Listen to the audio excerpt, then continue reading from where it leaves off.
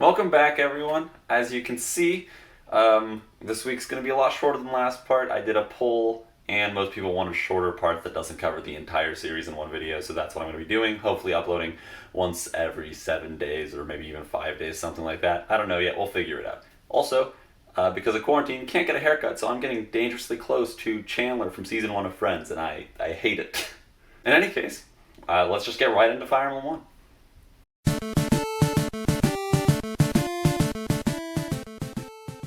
Fire Emblem 1 continues to be the game of flubbed menus, but honestly, it's still really, really easy. This map has two clusters of enemies, one at the top and then one over there.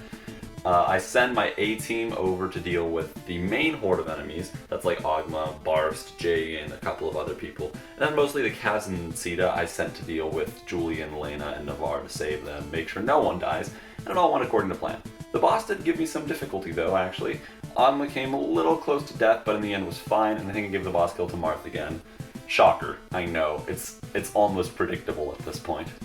Also, I feel like I need to point out, the Brigand boss looks like this. The generic Brigand boss. Like, you can reuse portraits, but at least reuse a portrait that looks, well, actually looks like a Brigand.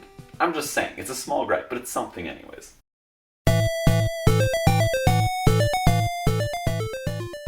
Once again, in Fire Emblem 2, I continue to blitz through it, so I do 2 maps and a shrine. In the 2 maps, it's just these big old flat, completely shapeless maps that are basically just cavaliers charging through a grassy plain. The first one did pose some difficulties. I came decently close to losing some units, but in the end it wasn't that challenging. The real challenge was to try to get people promotion ready. So in that shrine, since I'm doing a no grinding run, if a unit comes into that and is not promotion ready, they won't be able to promote until Act 3. And I really wanted some to be able to promote, so I put all of my energy into giving Lucas and Cliff as many kills as I physically could, which meant I did slack on giving Silk kills. And, well, Lucas and Cliff were able to promote. Or sorry, no, Cliff was not able to promote. He came so close, level 6, but he did not manage to make it. And Lucas got exactly to level 7 and 0 experience, so I have 1 promoted unit, and it's a really good one too. So that's going to make the chapter a little bit easier. Also, please don't judge me, but I did give Claire all 3 of the strength fountains. I just want to make her good. I want to try. Yeah. Finally, I recruited the shit squad. Not too much to say about them. They're just kind of like people you already have, but worse.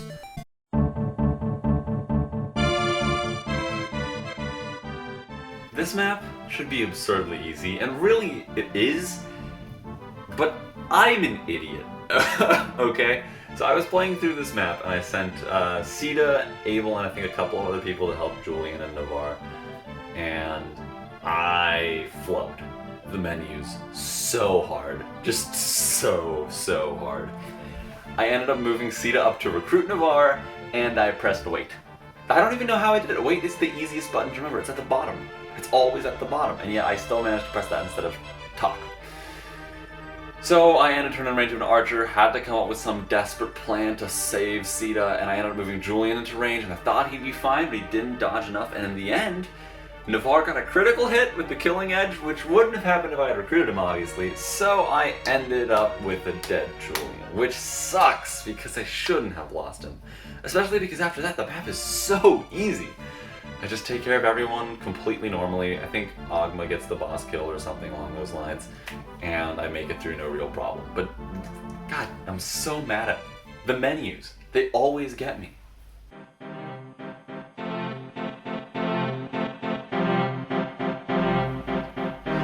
Ladies and gentlemen, fuck Book 2.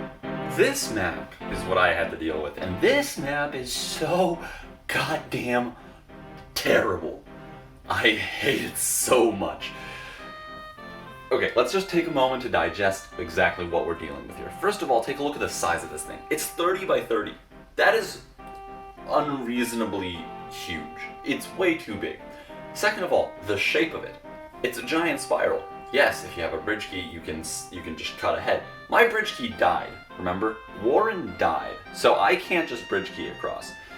On top of that, even if you do have a bridge key, then Mathis is in range and you end up just killing him. So you basically can't take the shortcut without killing your unit. So you have to go all the way around for basically 20 turns. And there's no combat except for a bunch of reinforcement cavaliers, which by the way, in and of themselves are some of the weirdest things in the game. Let's take a look at these guys. These are the Draco Knights, and they are terrifying by standards of this game. They have 13 defense this early on, which makes them absolutely terrifying, because killing them is really difficult unless you have an archer. Now of course, as I mentioned last part, you do have a lot of archers, but as I also mentioned last part, this game absolutely hates you. So in order to kill these guys, you have to basically lug your archers all the way around the spiral, which for them, since they have 5 move and can't move through forests faster than a knight, takes for fucking ever. It's awful. You can just take out these clusters of Draco Knights at the beginning of the map, but if you do that, then you still have to march all the way around so that you can take care of the second cluster.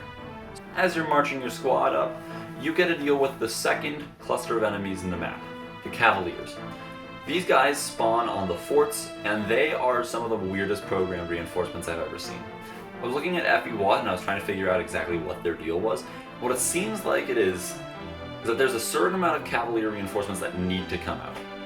Every single turn, they have a 50% chance of spawning, which means if they don't spawn, they will keep on rolling that 50% until all, I think it's like 8 Cavaliers have spawned. So what happens when you get really unlucky? Well, that's exactly what happened to me. I guess it kept on rolling the 50%, and the Cavaliers were just not spawning. So eventually I marched my entire army past that point, and bam, out of nowhere, reinforcement Cavalier spawns and starts charging at my units. Same turn reinforcements, by the way, and it happens twice in a row. And this is like 5 turns after they last spawned. They didn't kill any of my units, thankfully, but it came way too close and was infuriating by this point in the game. So, since you spend most of the map just moving your units forward mindlessly, I kept on doing that with my fastest units, which were the Pegasus Knights and of course the Cavaliers. And eventually I moved Katria way too far. I was trying to block off the Cavalier reinforcements, so I moved her to the fort that was further south. Completely forgetting for a moment that that was in range of 3 Draco Knights. The 3 Draco Knights all charged towards me. And all of a sudden, she did survive. She was fine. She managed to dodge, which was surprising to me, but I was very thankful for that. But that left me with a bit of a problem, because with 3 Draco Knights now charging at me all with 10 move, I couldn't just run away, so I had to enact defensive formations. And even though this was some really good units, it still meant that they were all at risk, because these are high offense units, each with about 17 to 20 attack. In the end, what happened was, in order to save my team, one of them had to die. And the only unit that could do it, that could fill in that role, was Cecil. This is the first time that I lost a unit that really, really hurts, because I thought she was going to be one of my best units. She was level 11, she was ready to promote with the Knight's Crest, she was going to be my first promotion. And yet, it didn't work. She ended up getting killed by the Draco Knight. Now, I forgot to mention one more thing, which is Paula. She spawns in this map and she has the most absurd stats. Like, they're just dumb. Absolutely stupid. She joins with the Silver Lance, which by the way, at this point already having 3 Silver Lances is pretty crazy. But with that Silver Lance, she can do some pretty absurd stuff. Within just a couple of levels, she is able to almost one-round KO the Draco Knights, if she levels up strength enough. She can one-round KO any other enemy in the game at this point, and is super tanky compared to the rest of your squad, so she can take more hits than anyone else. That means that if you really want to, the best unit in the game to solo with is Paula. She's ridiculously strong. I'm not the first person to notice this, certainly won't be the last, but it still struck me as surprising when towards the end she was literally doing more damage to the Draco Knights than even my archers were. Of course, she would get counterattacked, so I couldn't just rely on her. In the end, I finally deal with all the Draco Knights, and I finally take care of the boss, who I killed with Lind, and then I seize. Should be good, right? No. I forgot the Iota shield. Yeah, they have a bunch of hidden items in this game that you need a guide to find, and one of them is the Iota shield, which is right there on the map. I didn't get it. I completely forgot, and so I was just too tired of the map. I just wanted to get through with it as quickly as possible, and I missed it completely.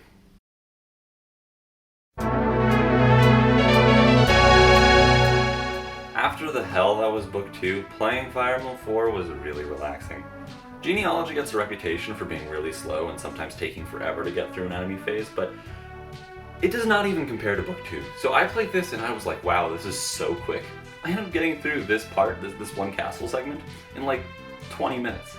All it really took was slapping Noish on the forest, and after that he helped. Like, he didn't get hit a single time, he just took out half the enemies. His cost skill is really, really useful here, and so that meant that within 2 turns every single unit was taken care of. I even came super close to saving the village that I said was dead last round. I was literally 10 HP away from it. If Quan had procced Adept, it would have happened, but he's honestly kind of, like, he just doesn't do that. So I missed it by 1 turn, which is sad, but oh well, it was only 500 gold. The rest of that part of the map is just easy, you know? Killed the boss with Sigurd, not too much to talk about, so I just want to talk about Quan for a bit. Quan is a unit that I've seen constantly praised for being really, really strong, but honestly, I don't see it. Yeah, he does a lot of damage and sometimes can proc Adept, but the dude leaves in Chapter 3 and has the 1-round KOing potential well below some of your other units. Azel, Lex, Sigurd, they all kill units way better than Quan does at this point. Even like Finn and Alec can start stacking it up early on, but Quan kind of struggles with that. He makes for good chip damage, but he's also kind of frail. I don't know. I don't get why he's considered so good.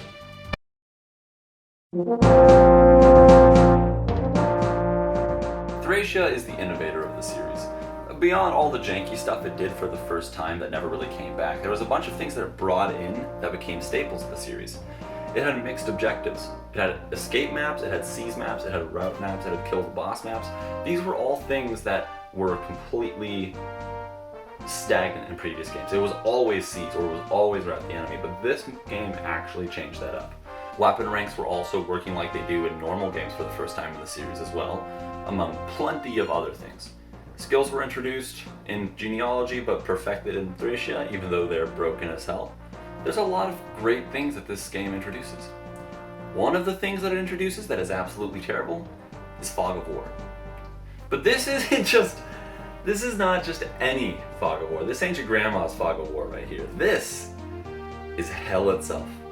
Now this map is relatively easy, none of the enemies are that intimidating, I never was really at risk of dying, but literally not being able to see what the map looks like is stupid.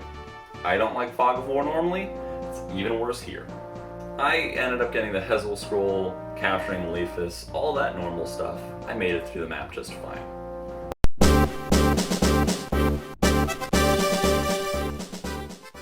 We're at the point already where Binding Blade is just taking unreasonably long. I spent like an hour on this map where both Thracia and Fire Emblem 7 combined took like 30 minutes. It's just kind of stupid. We're so early on in the game and yet it's a huge time commitment to play a single chapter. And the worst part is, the hit rates are so low that you can basically have to restart it all for nothing. I was fine ultimately. I did not have a lot of issues with this map. It is one of the more consistent ones in my experience, which is why it's one of my favorite in the game. It's not great by any means, but the fact that you can take it at your own speed without really having to worry about getting screwed over by some bullshit is really, really appreciated in a game like this. That said, it wouldn't be a chapter of Binding Blade without just a little ounce of bullshit, so this happened at the very end. Whatever it is the name of an axe. Weapon. Yeah. What? But it's not What? an axe. What? Like, I think it's like a lance or something. Guys. it's a halberd. Oh, Guys. you're fucked. You're Guys. fucked. You're fucked. Guys. You're fucked. Guys!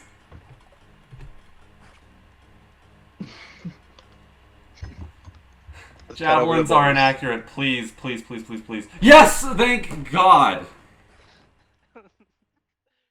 On turns 5, 10, 15, and the turn you recruit Lu, Cavaliers spawn. I did not know they spawned on turn 15. I had Lu right there. He would have died if I hadn't gotten a little bit lucky. I think that's kind of a dick move game. But, whatever. Boars got a lot of kills on this map. I kind of force-fed him. And there was this great moment where we were just spamming letters to try to see which one would give us a boar speed level up. Turns out, J. If you guys want my boars to be speedy, please comment J in the comment section down below. Thank you.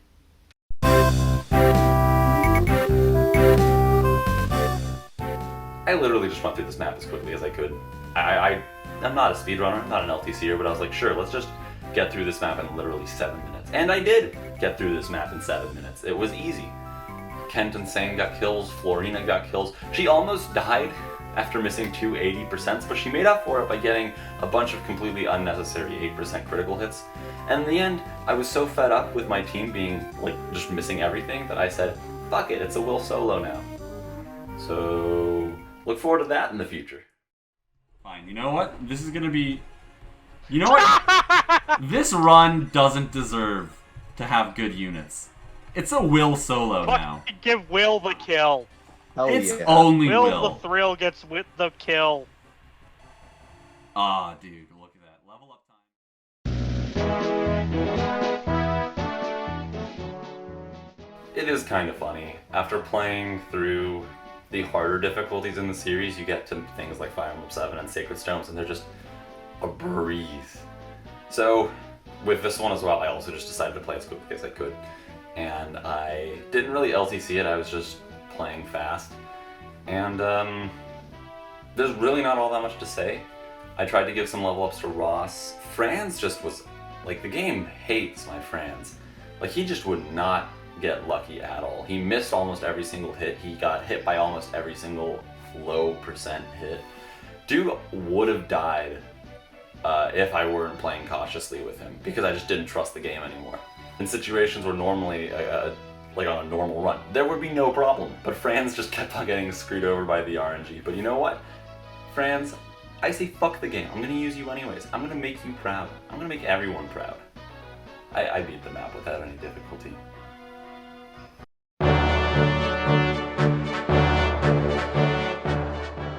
Path of Radiance ends up pulling some Thracia shit, and it just takes half of your cast and says, guess what, you can't use him for a chapter. And so it's basically just giving experience to Ike. You can use the others, absolutely, but I just like to use Ike, because he's actually going to stay with me for this one.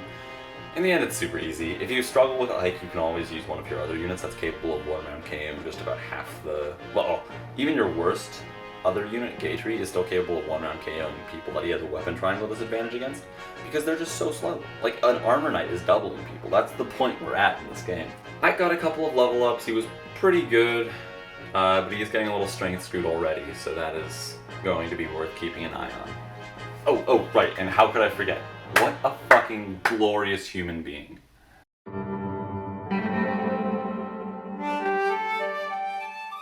And to end off this part, we have Radiant Dawn. This was a pretty challenging map. I think of all the ones that I've played this part, probably the most difficult one. No one ended up dying, of course, but I had a couple of scary moments. A bunch of reinforcements spawned that somehow I was never prepared for, even though I made a comment earlier on in the stream about being able to, like, tell where reinforcements are going to come from. I still got screwed over by it. It is a little bit of a slow map because there's a lot of thickets and a lot of forests, and you just have to take it really slowly in order to play safely. But I felt like it was a really terribly designed one. Not a terribly designed one. I also recruited Aaron, who... Besides people who have footy lance bias, there's like no reason to use this guy. His stats are just kind of bad. And outside of part 1, he has 0 usefulness pretty much. And unfortunately that's how most of the Dawn Brigade goes. Most of these guys are just going to be useless in a little bit. Although I'm saying my Nolan is looking fine. This dude is going to be clutch later on in the game, I can tell already. Everyone escaped, including the NPCs. I did not know you could escape with them. And that'll get me a lot of bonus experience once I finally unlock that. I'm wondering who I should give all my bonus experience to, because it's a Radiant Dawn run, right? And in Radiant Dawn, you've got to have a meme unit. You can't just play Radiant Dawn without a meme unit. So, who should my meme unit be? That is the question. Thank you guys so much for watching. It took me a little longer to get this part out than I was hoping, but I had to get adjusted to a new laptop, so that's why it took so long. But there was some good news. It only took me about 5 hours or so to edit this video, which is by far the shortest so far, so I should be able to get these parts out a lot faster now. Outside of that, I only have one question on the poll today, and that's for Fire Emblem 6. Next chapter, I'll be getting an Angelic Robe, and I was wondering who I should give it to. I'll be streaming over the weekend. On Saturday, I'll be streaming Fire Emblem 5, 6, and 7 for the Ironman run, and I'm also hopefully going to be streaming some more Fire Emblem 8 randomized with my friend. One last announcement, sometime soon I should be starting my next big run, which is going to be a Fire Emblem 7 minimum inputs run, where I literally just beat the game and as few button presses as I possibly can. I'm still in the process of getting it all set up, so it probably won't have started for another week or so, but once it does, you can expect the videos on Twitch, and then once it's all done, I'll make one cumulative video on my YouTube channel. And that's really all there is today. Thank you guys so much for watching, and I will see you in the next part.